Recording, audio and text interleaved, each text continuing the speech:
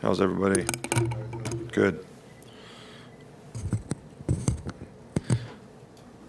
Well, not to belabor the point, but I think that, as I said yesterday in the conference call, was really pleased with the way our team played in the second half of the game. A lot of things that we didn't execute very well in the first half, and those things are all correctable things that we're going to address today with the players and try to clean up so that we don't have those issues in the future. So, you know, we're really excited about Cam Robinson winning the SEC Offensive Lineman of the Week. You have our Players of the Week, you know, from last week. But this game is really where our focus is. It's the SEC Championship game, which is one of the most competitive, you know, sort of environments that I've actually had the opportunity to play in against a very good Florida team who has great tradition and history. Both of the teams in this game have tradition and history in this game. So, and this is the 25th championship game. And as I said yesterday, you know, to have Coach Spurrier and Coach Stallings there, who played in the first championship game, is really sort of something special. But I think Florida, you know, Coach McElwain, Jim, has done a really good job in his time there. They've gotten better and better each year, and certainly won games this year that they needed to win so that they'd have this opportunity. And they have a great defensive team, one of the best defensive teams in the country. A very good man-to-man team in the back end, very dominant front seven in terms of their down guys up front, ability to rush, play on the line of scrimmage. Offensively, they've tried to create great balance with their team this year and ability to run the ball, and they've had a couple backs that have both contributed to that. But I think Antonio Callaway and Brandon Powell, the two receivers that they have, are certainly guys that they want to get the ball to, that have ability to make explosive plays, and when they've been able to do that, they've been very effective on offense. Always very good on special teams. They have really good specialists, whether it's returners, punter, kicker. They're all very effective and very good. So this is a very challenging game for us. We'll start here in the second row with John Zener. I had two questions, if I could. One, Damian Harris said after the game that if anybody says Alabama can afford to win this game, they just hadn't played, lose this game, they haven't played sports. Do you expect, it's a big game obviously, but do you also expect kind of competitive fire that you can't let, that won't let that mindset creep in? Well, that's certainly not the mindset that we want. I mean, you know, this is a big game for us. It's an opportunity to win the SEC championship, you know, which to me is a very, very significant accomplishment. And we hold that in very high esteem, having the ability to do that, having the opportunity to do it, having the ability to play for it, and to think that, I mean, you all put everything about the playoffs, man. That's all you care about. You don't care about any bowl games. You don't care about any teams in the country that aren't in the playoffs. I don't know if we don't win this game.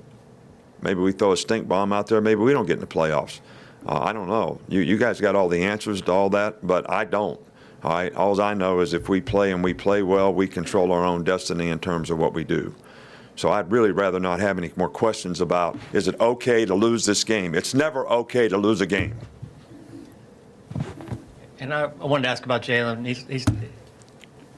He's done. You should have asked that first. Okay.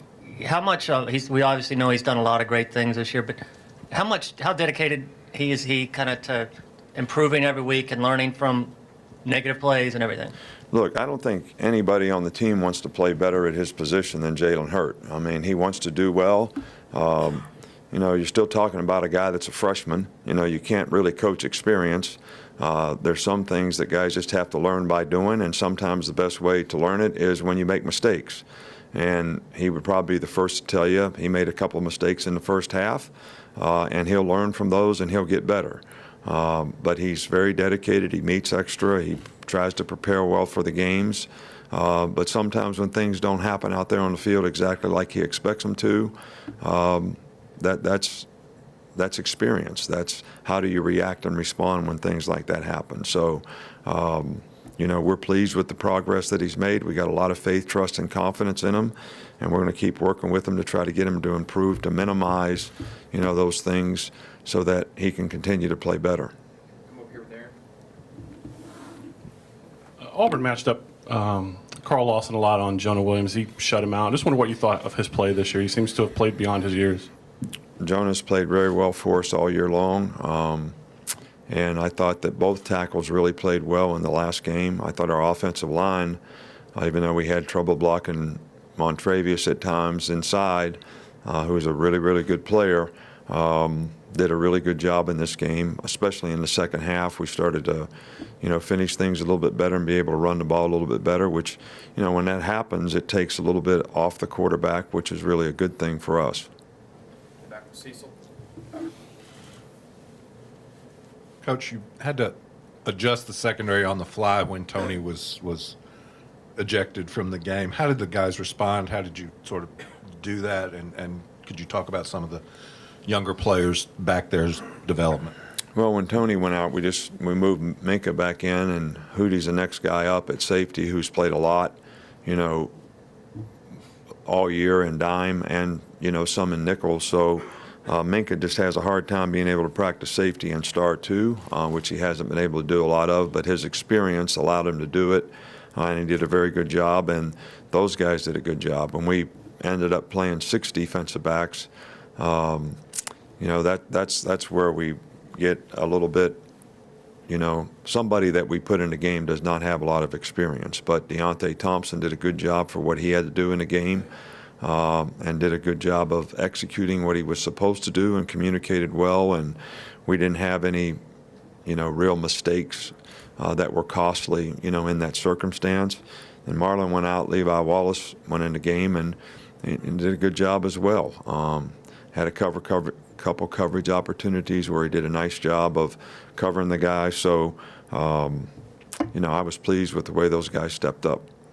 Come back over here to Tony.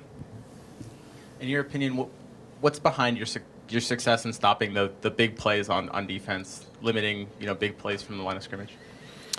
Well, you could say we eliminated the big play runs in the last game, but they hit a couple big play passes on us, and I think we always want to eliminate those because big plays are something that if you don't give up big plays. And you're hard to score against in the red area, then, it makes it more difficult for the other team. They have to sustain. But a couple times Auburn was able to move the ball on us last week. We did give up big plays, and that's something that we always harp on. And some tough play action passes because we were playing to stop the run, but we have to do a better job of responding to those. And we're going to see some of the same types of things this week, so our players are going to have to do a good job in that regard, recognizing read and run pass, especially off the hard play action pass. Back here to Dennis. Nick, you've got 3 players on defense that I can count that are up for national awards this year. It's kind of an anomaly out there, but why don't you think Alabama's ever won a National Defensive Player of the Year award? I really can't answer that. I haven't given a lot of thought. I really can't answer it. We've had some really good defensive players here that I think we had somebody win the Butkus, but I think we have some very deserving guys on our team that have been very productive, and they've been really good team players this year, whether it's, Jonathan Allen, Reuben Foster,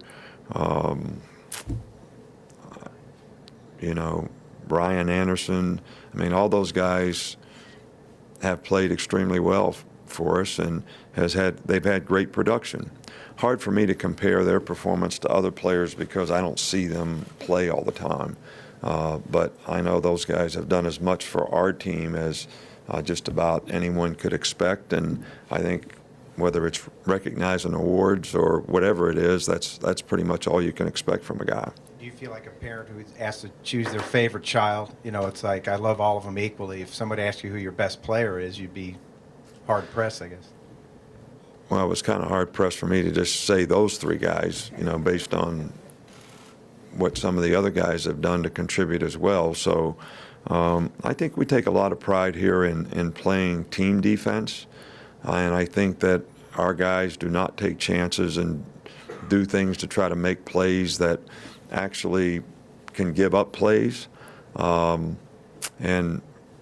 I think that all of them have quite a bit of respect for each other, and I certainly feel the same way about that. And as a coach, you just want to try to give them the best opportunity to put them in the best position so they can make plays and have production, and hopefully, that'll be the case moving forward.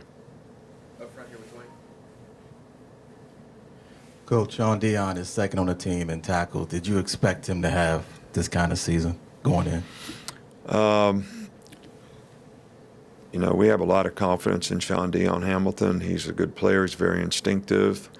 He's one of those guys you can certainly depend on to make the right choice, the right decision, be in the right place relative to what his responsibility is. And it's not surprising to me that he's had the production that he's had.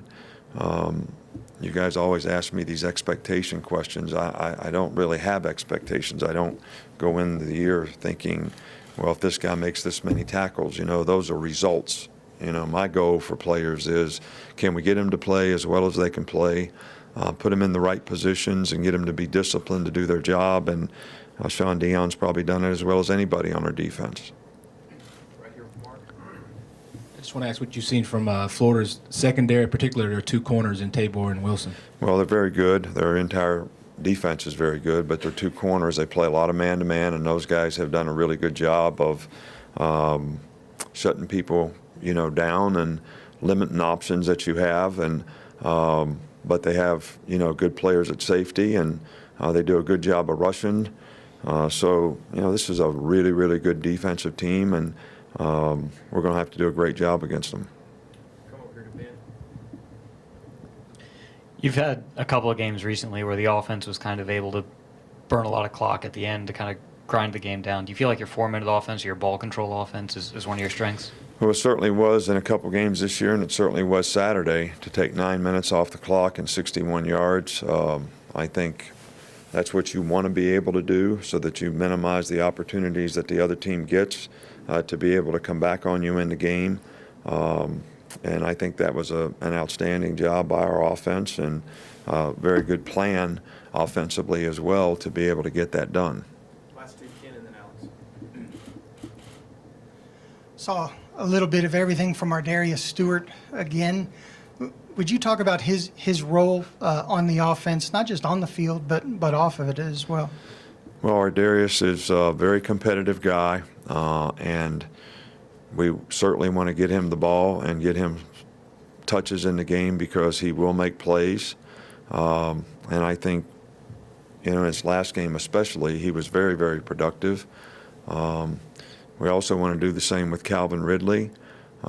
And our Darius has, I think, sets a great example with his competitive spirit in terms of how he goes about, what he does as a football player. And we certainly have a lot of respect, faith, trust, and confidence in him. What you don't see is what a great job he does blocking and the toughness that he plays with and the competitive spirit that he has. So I have a tremendous amount of respect for that guy as a competitor. Finish up right here. Just two quick ones. You said yesterday on teleconference you hadn't spoke to the trainers about Marlon. You have an update on him yet? Yeah, he's probably going to take it easy with him for today for at least a little while and kind of see how it goes. But we're hopeful that he'll be able to practice some later in the week and be okay for the game.